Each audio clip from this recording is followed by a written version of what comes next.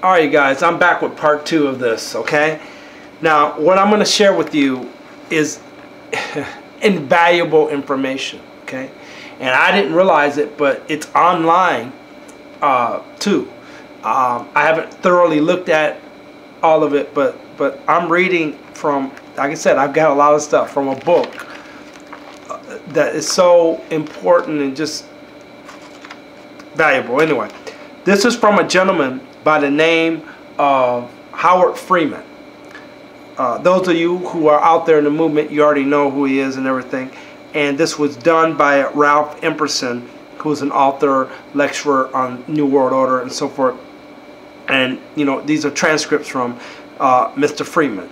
Mr. Freeman was regarded as an expert on the Constitution, or you know, an expert constitutionalist. Okay, and through his processes of stumbling through and finding out, he went through court, and he had won some cases prior, but when he met this one particular case and judge, he lost, and he was so upset, and he ran into the judge in the whatever hallway, and he had asked the judge, you know, why did he lose the case and this and that, and basically the judge told him, quote me, a U.S. Supreme Court case after 1938, and he had asked him, well, what happened?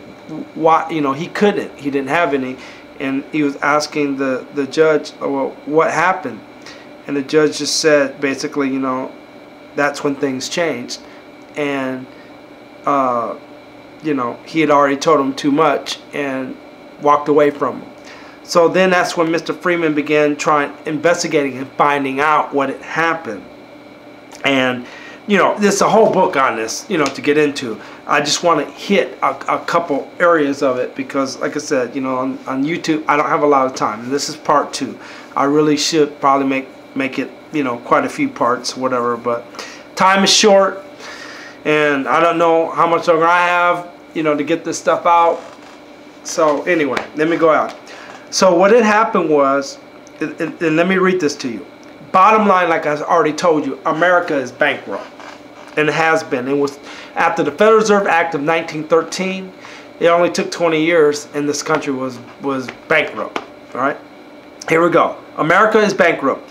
Later, when I visited the judge, he made a friend of a judge somewhere else, and the judge, you know, said, you're an interesting guy, and they met. He's like, if you're ever in town, stop by. If I'm not busy with a case or working or whatever, we'll sit down and chat.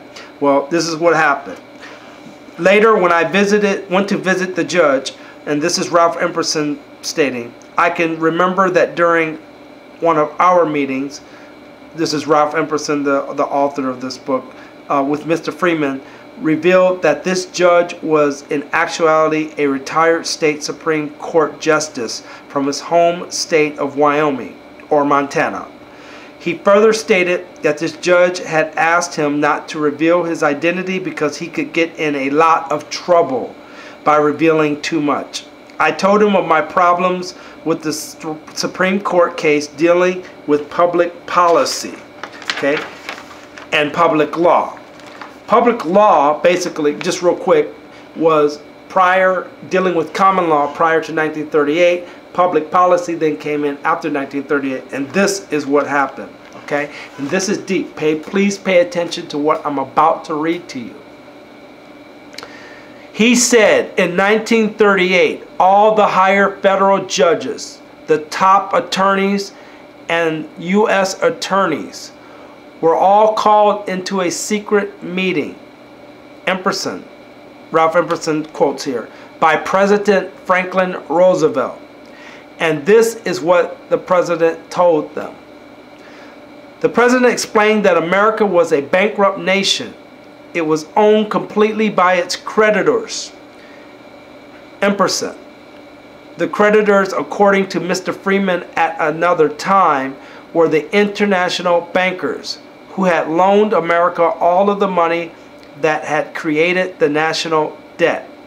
Mr. Freeman explained that the reason they had declared America bankrupt was because this nation had called in all of the gold behind this nation's money and had suspended the redemption of paper money into gold, and was required by the very money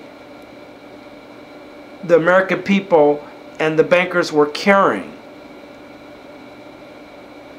Let me read that again, I'm sorry, into gold, and was required by the very money the American people and the bankers were carrying. This meant that this nation had in essence defaulted on our contract with anyone who owned a gold certificate. That permitted its bearer to exchange the paper for actual gold at any time the bearer wished. So they were declaring this nation to be bankrupt, and since they now owned all of this nation's assets, they were telling the government that they would be required to henceforth adjudicate all cases under the Uniform Commercial Code and not the Constitution, meaning the guarantor of the common law. But they had to make us subject to the jurisdiction of this new Constitution. And they did that through several methods. The passage of the Social Security Act of 1935. There is no law requiring sovereign state citizens, and that's a whole other story to get into. Are you a U.S. citizen or are you a sovereign citizen? Maybe I'll explain that another time. To get a Social Security card, so they tricked us by making us think that we must get a card when in actuality it is a voluntary act.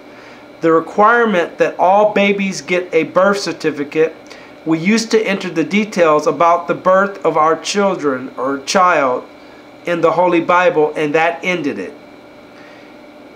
In the need to obtain a driver's license, we are all travelers and not drivers. This is a very important point in the sovereign movement.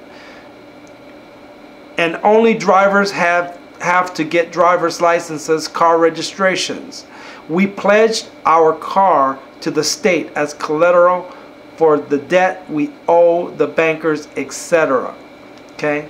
It's a lot there to get into. I mean, this can go on, get into a lot of things. But basically, I've battled for many years with this whole Social Security issue and driver's licenses and birth certificates and all this stuff that they've basically forced on us. Okay? But anyway, these are all called adhesion contracts, meaning a two-party contract in which both parties are obligated to perform some activity.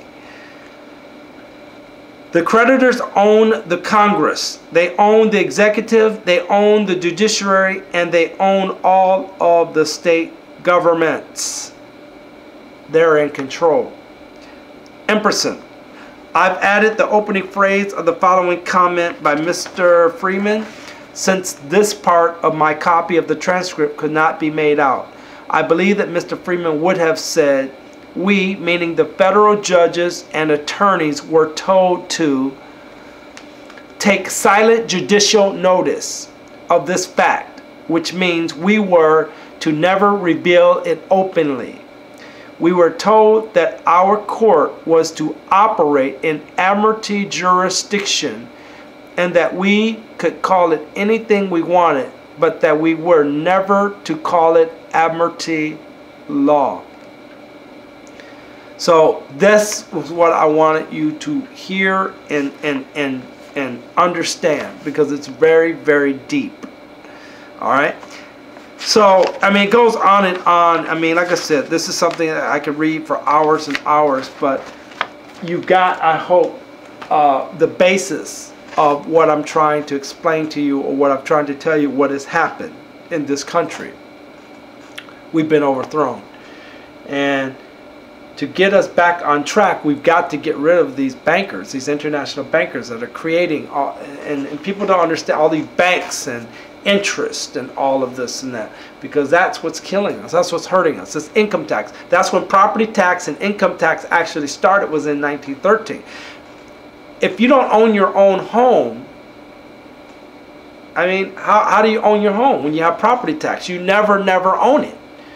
there was a time, and it's a whole nother story, but real estate agents and people who are in real estate and all this, what is real estate? If you don't own, the deed is not title. That's not ownership to your home. Yeah, it says you paid it off, but it's not the real true ownership. The real true ownership of property is called an allodial title. And that's what, from what I understand, the American Revolution was fought over. To ownership of property. Because if you don't own property, or you can't own it outright, how are you free? I mean, it's a whole nother story to get into on all of that stuff. But anyway, I want to share with you real quickly on what I was telling you. It's called the UCC Connection. The Uniform Commercial Code is what it stands for, by Howard Freeman. I just found this today, so I didn't even know it was on here. The website is www.landrights.com, so RIGHTS.com, landrights.com, and it has up here /UCC_1-207.htm. So you can look that up, or look up Howard Freeman. You know, I'm sure it'll pop up. But anyway, apparently he's got it all here. I'm looking at it for the first time. You can click into it, all those chapters and stuff. That whole book. Oh no, it doesn't really pop up. Anyway, you can see a little bit of it, and just kind of. I'm sorry. It does. When I click on it, it pops up to something else. But anyway, some of it there's some reading there that you can read. But anyway. All right, I hope that was some interesting information to tell you about, and good luck out there, and may the higher powers be with us all, because we're going to need it to get out of this one. Signing off. Peace.